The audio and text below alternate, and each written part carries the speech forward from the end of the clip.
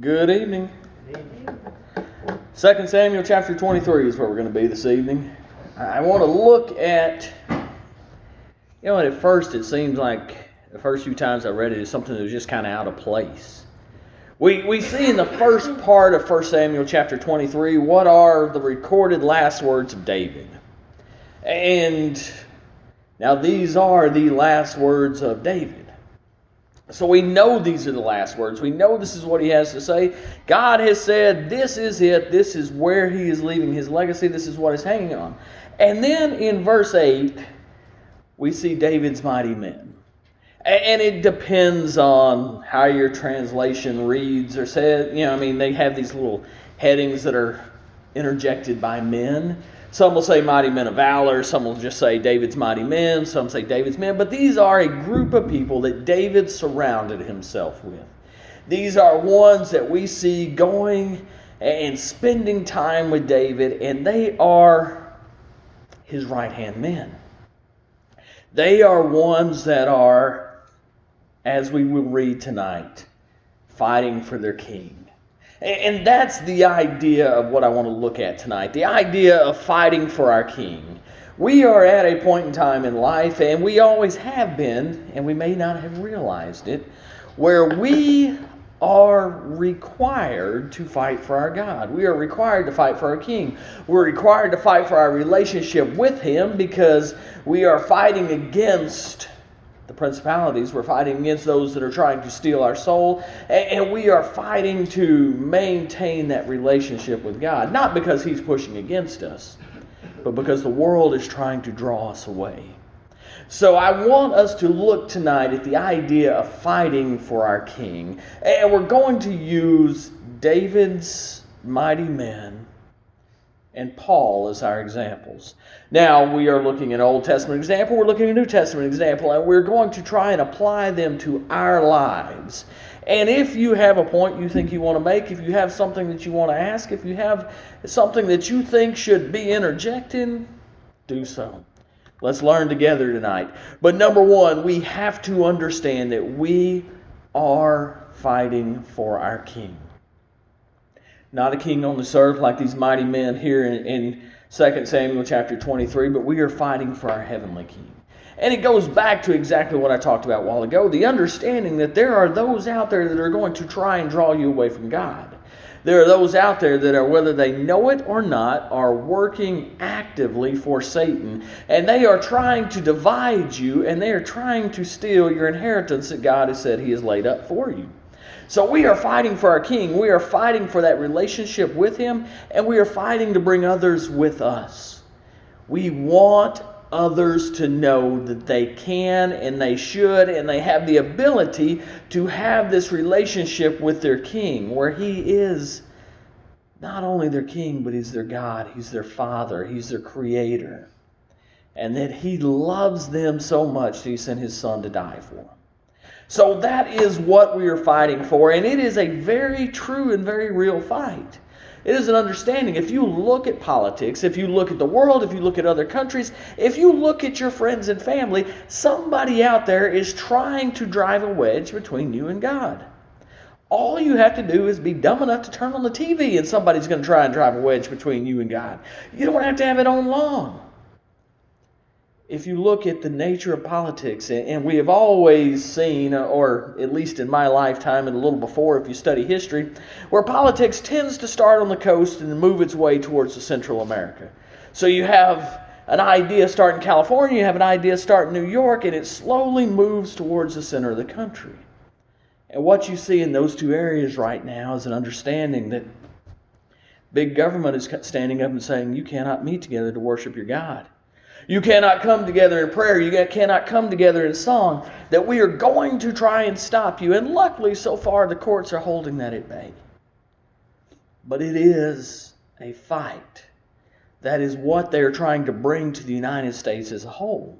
So we are indeed fighting for our king. And in that fight, none of us are insignificant. I don't care how young you are. I don't care how old you are. If you are part of the body of Christ, you are important in this fight.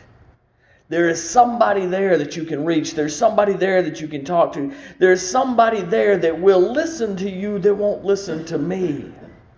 There's somebody there that you have an avenue to that needs to hear the gospel. And there's somebody there that you can keep from drifting away and moving towards Satan and moving away from God. We all play a role in this fight. God has a plan, He has a use, He has a job for each and every one of us. There's a reason that in the New Testament we look at the idea that the church is a body, and as such, every body plays a role. There's hands, there's feet, there's mouths, there's ears, there's eyes. We all are necessary for the growth of the church. If you want to look at the idea of fighting for a king, look around us tonight. I am not saying that God is not alive and well and working in Talco, but I am saying that right now we are fighting to maintain a presence in this community. We are fighting for the very existence of the Talco Church of Christ. Now, that does not mean that God will cease to exist if we go away, but it does mean that we are the ones preaching the truth in Talco right now, and we are fighting for that. And each and every one of us plays a role in that. 2 Samuel chapter 23, starting in verse 8. I want to read the first 4 verses here. These are the names of the mighty men whom David had. And I should have known not to try and pronounce these names. Good luck. You want to read this one for me? Any takers? Anybody want to read these names? I'm going to steal from you. I can get it.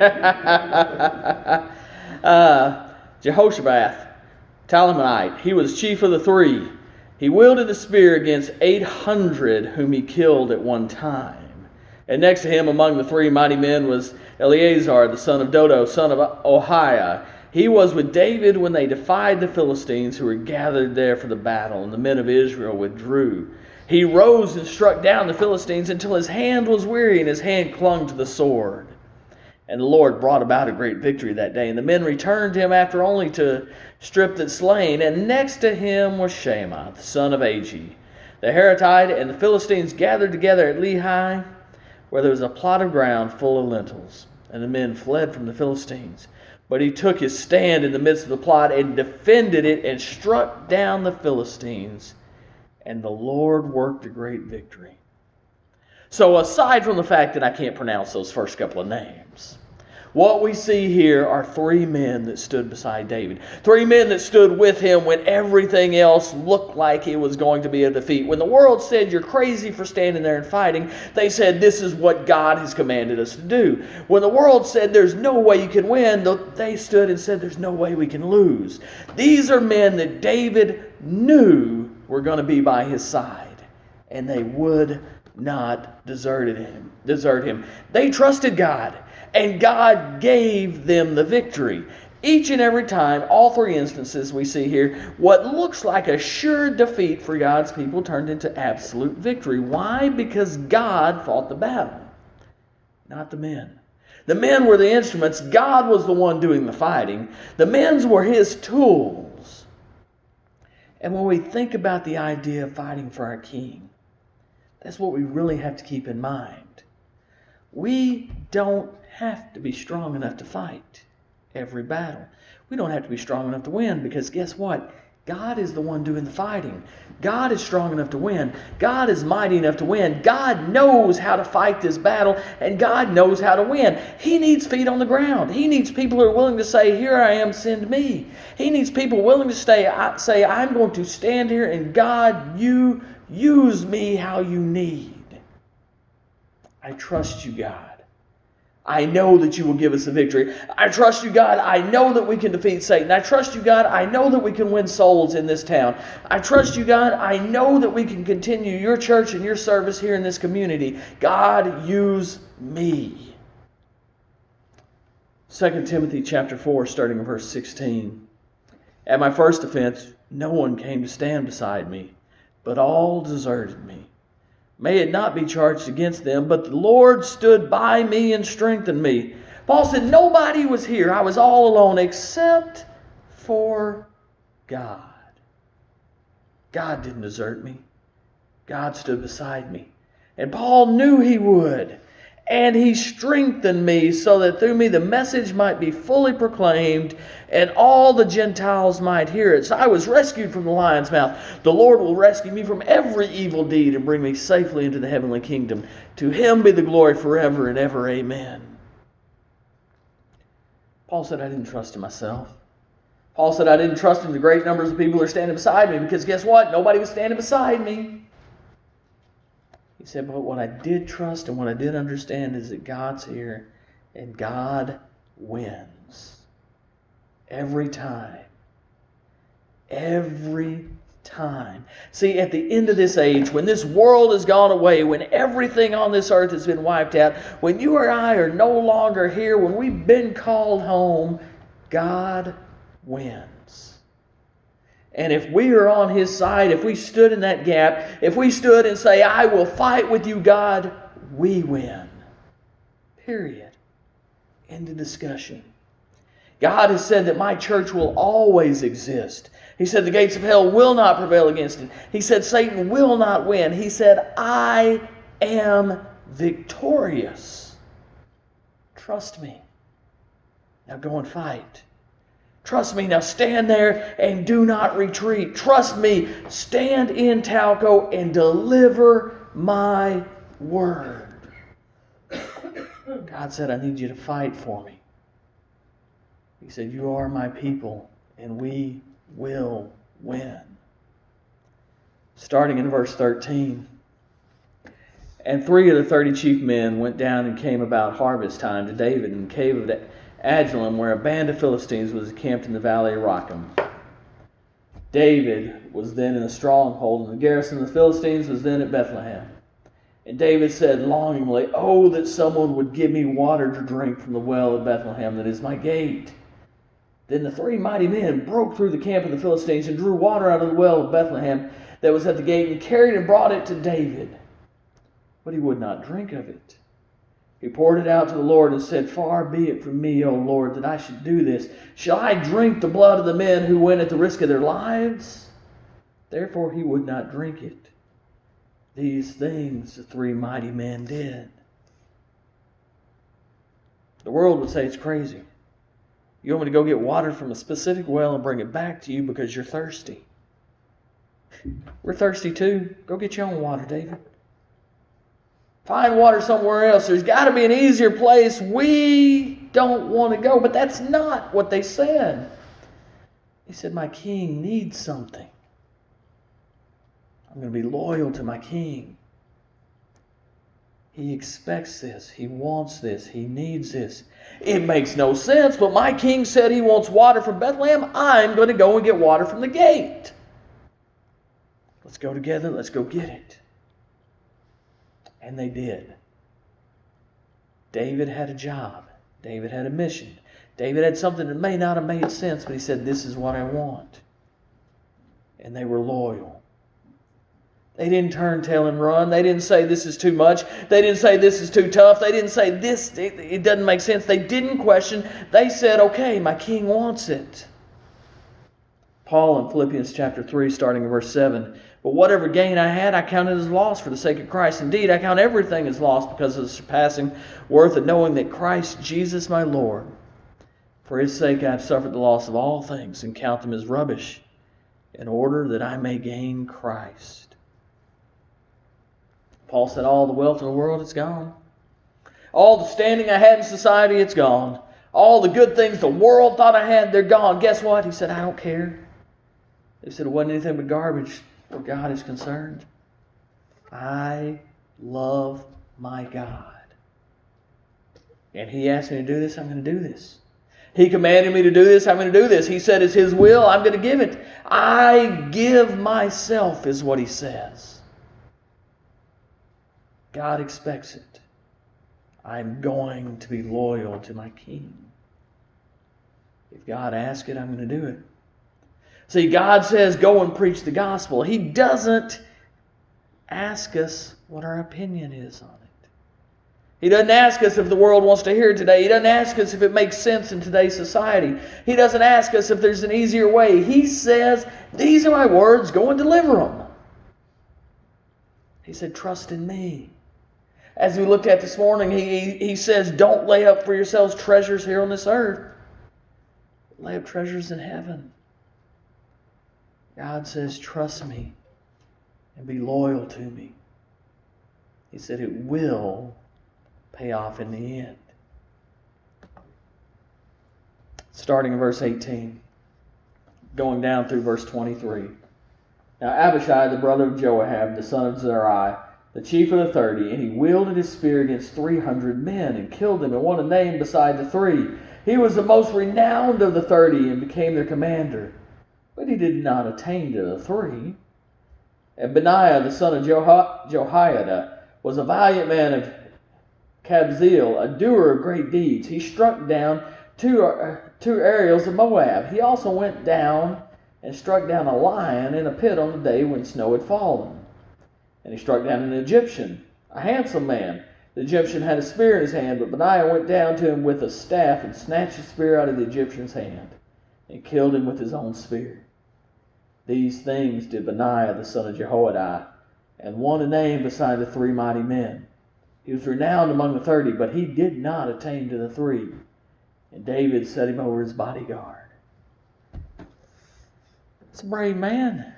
That's a man that looked at the odds and said, I'm fighting for God and it doesn't matter. I'm fighting for my king and it doesn't matter. That man's got a spear, I got a staff, okay, I can take it. I can take his spear and I can kill him with it. There's a lion down in the pit, no problem. God will deliver me from this. My king needs this. This is what I'm going to do. 300 men out there and I got a spear, okay, no problem. I can overcome these odds because God is fighting through me. We look around us and we see that there's so many more people that do not understand God. We look around us and we see that there's so many people who are living in sin, and we get overwhelmed, and God says, trust me. God says the odds don't matter when I'm your king. God says the odds are always in your favor when I'm your king. God says you win when I'm your king. Paul says in Ephesians chapter 6, starting at verse 12, for we do not wrestle against flesh and blood, but against the rulers, against the authorities, against the cosmic powers over this present darkness, against the spiritual forces, the evil in the heavenly places. Therefore take up the whole armor of God, that you may be able to withstand the evil day, and having done all, to stand firm. Paul starts that in Ephesians chapter 6 in a pretty scary way. Look, you're not just fighting against people here on this earth. You're not just fighting against what you can see. You're not just fighting against the one that's standing in front of you. There's more there to it. Paul, this is not encouraging.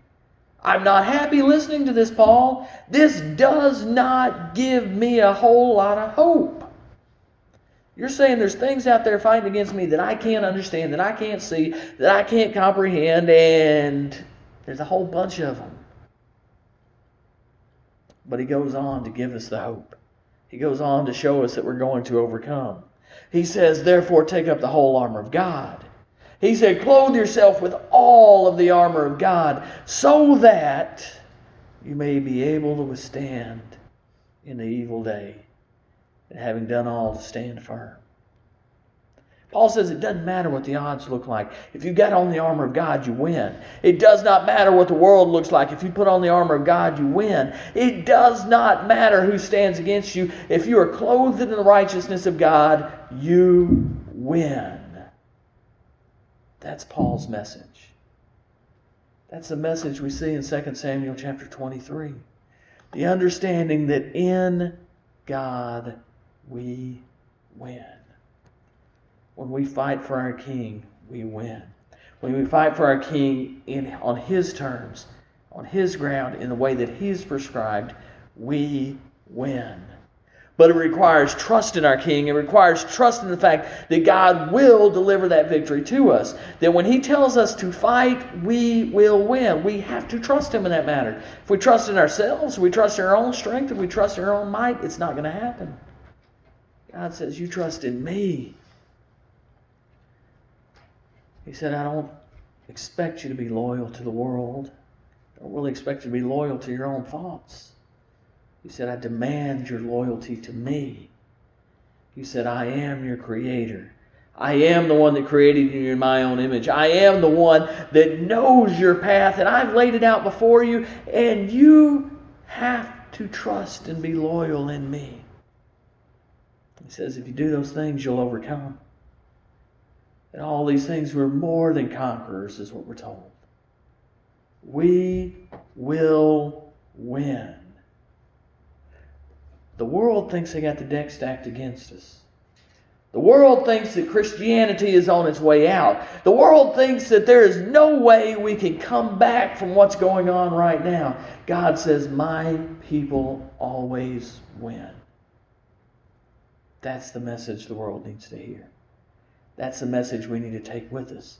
That's the message when we start to doubt, when we start to worry, when we start to be consumed with the world, that we have to understand we win. We are victorious in God. I'm going to ask you to take that message to the world this week, because God's already told us to take that message to the world. They have to know that God is victorious. End of discussion. No questions asked. If you need the prayers of the church, if you need to put on Christ in baptism, whatever your needs are, we can address those needs tonight as we stand and sing.